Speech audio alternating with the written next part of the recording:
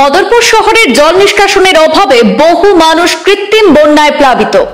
পৌরসভা কর্তৃক দীর্ঘদিন ধরে জল নিষ্কাশনের সমস্যার সমাধান না হওয়ায় শহরে সৃষ্টি হয়েছে কৃত্রিম বন্যা পরিস্থিতি। এই গোটাগুলো একদম সবগুলো খালি হয়ে গেছে, ভিতরে জল ছিল।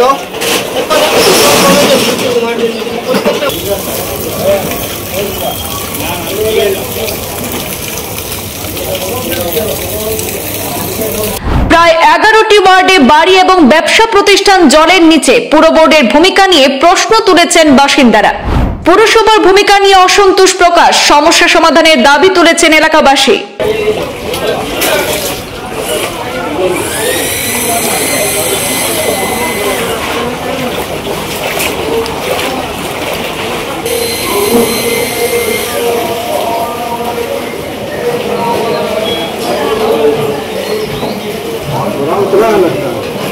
বদরপুর শহরে জল নিষ্কাশনের কারণে হাজার হাজার মানুষ কৃত্রিম বন্যায় প্লাবিত হচ্ছেন।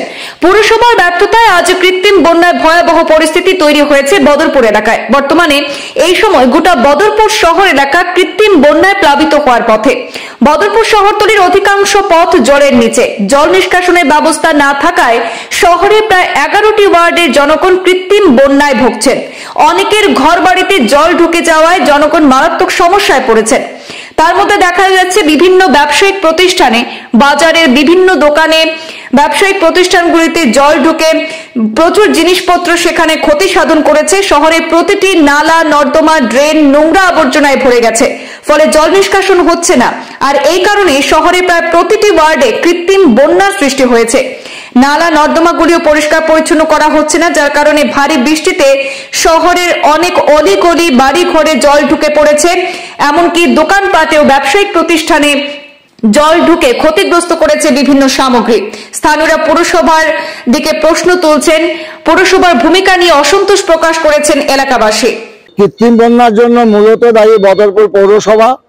আজকে দীর্ঘদিন ধরে তারা কোনো সংস্কারের কাজ করছে না।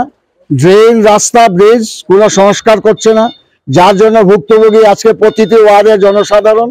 আজকে বর্ষা এখনো শুরু হয়নি, মাত্র 2-3 দিনের বৃষ্টিতে আজকে যে ভয়াবহ জলের রূপ আমরা দেখেছি, আগামী দিনে যখন বর্ষা শুরু হবে এতে ভয়াবহ রূপ ধারণ করবে। আজকে দীর্ঘদিন ধরে বদরপুর পৌরসভার উপরে বদরপুর প্রতিটি ওয়ার্ডের জনসাধারণ ক্ষুব্ধ। তারা কোনো কাজকর্ম করছে না। দীর্ঘদিন ধরে নালা, নর্দমা, রাস্তাঘাট কোনো সংস্কার করছে না, কোনো মেরামত করছে না। একটু বৃষ্টিতেই নালা ডুবে যাচ্ছে, প্রতিটা বাড়িতে জল ঢুকে যাচ্ছে, রাস্তা ডুবে যাচ্ছে। আজকে অসুস্থ রোগীরা, মা বোনেরা, স্কুল কলেজের ছেলে মেয়েরা যাতায়াতের অসুবিধা হচ্ছে। দেখুন, দুর্নীতির বিরুদ্ধে বলেছে আসছিল বর্তমান বিজেপি সরকার, যে দুর্নীতির বিরুদ্ধে আমরা আশা করেছিলাম যে নতুন একটা কমিটি হয়েছে, 11 জনের ওয়ার্ড কমিশনার বদরপুরে আছে, একটা নতুন পুর বোর্ড, যে ভারতীয় জনতা পার্টি এসেছে, সবাই স্বতঃস্ফূর্তভাবে ভোট দিয়েছে, কিন্তু আশানুরূপ কোনো ফল আমরা পাইনি। তাই আসাম সরকারের কাছে আমরা আবেদন করব, আপনারা মিডিয়ার থ্রুতে মিডিয়া ভাইদেরকে আমরা ধন্যবাদ জানাচ্ছি। অতি কষ্ট করে আপনারা আমাদের এই দুর্যোগের সময় এসে আমাদের অভাব অভিযোগ আপনারা দেখেছেন। আপনারা উপর মহলে হাইলাইট করুন, আগামী দিনে যাতে যারা বোর্ডে আছেন তাদের এগেনস্টে একটা জাস্টিক অ্যাকশন সরকার নেয়, এবং এই অকর্মণ্য বোর্ড তাদেরকে আমরা ধিক্কার জানাচ্ছি, এবং যাতে সুন্দরভাবে বদরপুর প্রতিটি ওয়ার্ডে কাজকর্ম আগামী দিনে হয়, এই আবেদন আমরা সরকারের কাছে রাখছি।